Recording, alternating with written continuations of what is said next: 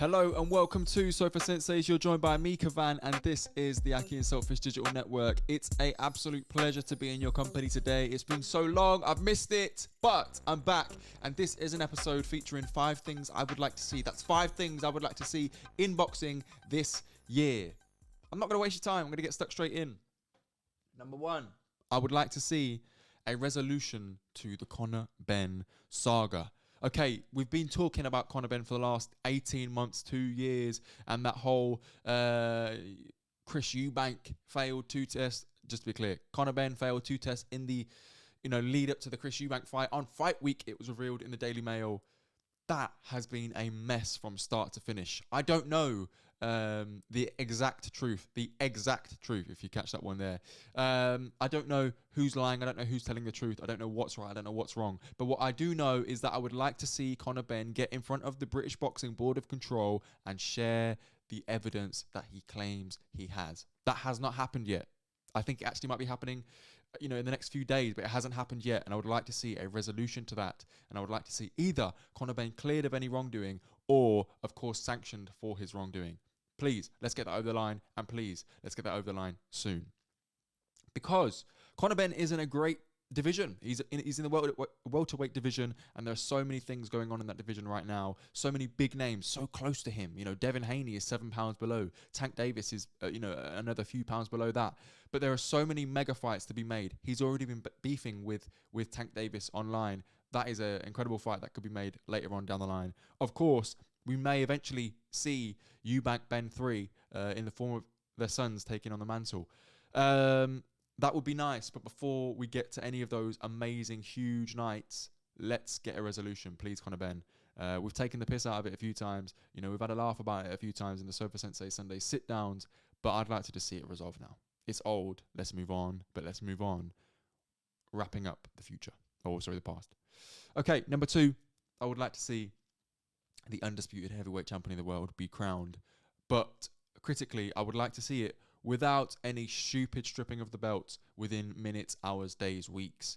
Please, IBF, I'm talking directly to you. Make sure you allow the undisputed heavyweight champion of the world to keep the title of the undisputed heavyweight champion of the world if you want to keep the value people hold and see in your belt. This is on the line for you, not for the champion. We know when Tyson Fury and Usyk fight each other on the 17th of February, who is numero uno in the division. Number 1, the king, the big daddy. We know who that will be on February 17th. If any of those sanctioning bodies choose to take away their belts for whatever reason, so that we can see Hrgović fight Anthony Joshua or whoever, we're going to know that's a second-tier champion. That's going to degrade the value in your belt. So please, allow the undisputed champion to be undisputed and fight contenders. Now, obviously, that may lead us to see the undisputed champion of the world fighting people like Francis Ngannou, for instance, who you might argue isn't worthy of fighting for such a title so soon into his career without fighting any other contenders other than Fury and Joshua.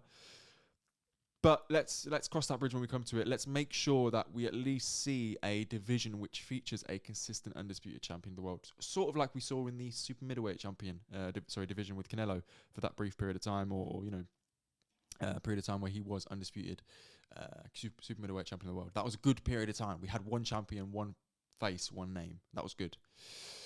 Okay, number 3 is Haney versus Tank Davis. I would like to see this fight, because there is the criticism levered by some that Tank Davis hasn't really fought anyone who was supposed to win, hasn't really been in a 50-50 fight. And Haney, while he's been in some incredible fights, they've also been, fortunate timing for him. Because, for example, he fought Loma, controversial fight, but Loma is old. His style isn't one that lends itself to an old fighter. Yet Devin Haney fought him. So, there are still question marks over the legitimacy of Devin Haney. Small question marks, I might add, because actually, after his fight against Prograis, I think those questions have actually been answered. But at least there are questions around Tank. So I would like to see those two get in the ring together and actually have it out. Because again, they've been battling back and forth on Twitter. Let's just resolve all of that nonsense and get it over the line. I know Haney's also been linked with people like Ryan Garcia recently. We don't need to see that. Ryan Garcia just fought Tank. Ryan Garcia just lost to Tank. Let Ryan Garcia go and rebuild a little bit, and then he can go ahead and fight someone like Devin Haney if he wins those rebuild processes. But Tank Davis, he is no longer a prospect. He is no longer a necessarily young fighter. He needs to get it on, and he needs to get it on in big fights real soon. So Devin Haney can be that guy pretty easily. Let's see that, please.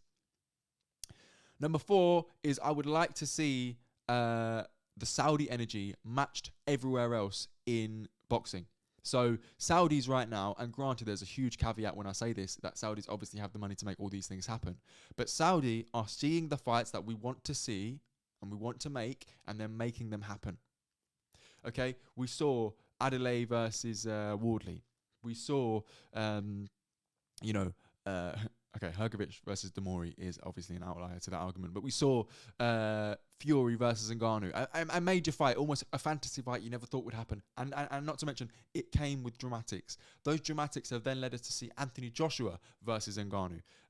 Usyk is going to be fighting Fury. All these big, huge fights that the Saudis come with. Beterbiev is allegedly going to be fighting Bivol. Jaya Pataya fighting contender after contender, fighting regularly.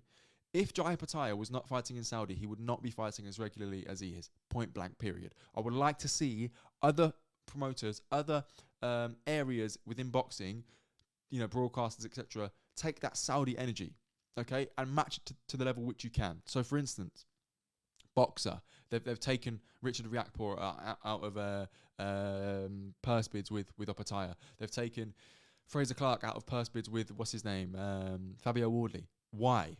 Because that is the exact antithesis of the Saudi energy.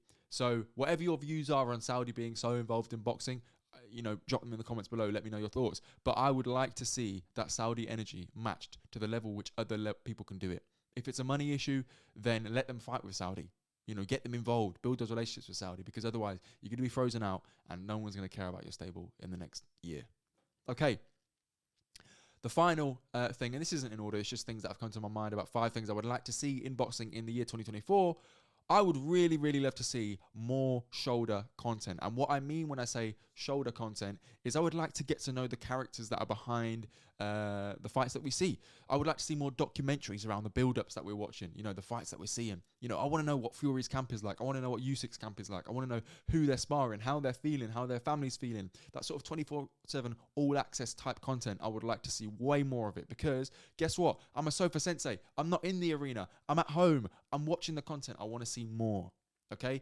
And if you want to see more behind the scenes of what boxing characters are really like, please do check out the Sofa Sensei's archive. We've got over 40 episodes where we get to know fighters and those involved in fighting, including Dom Felix, Nico Michael, Tysell. We've got Damien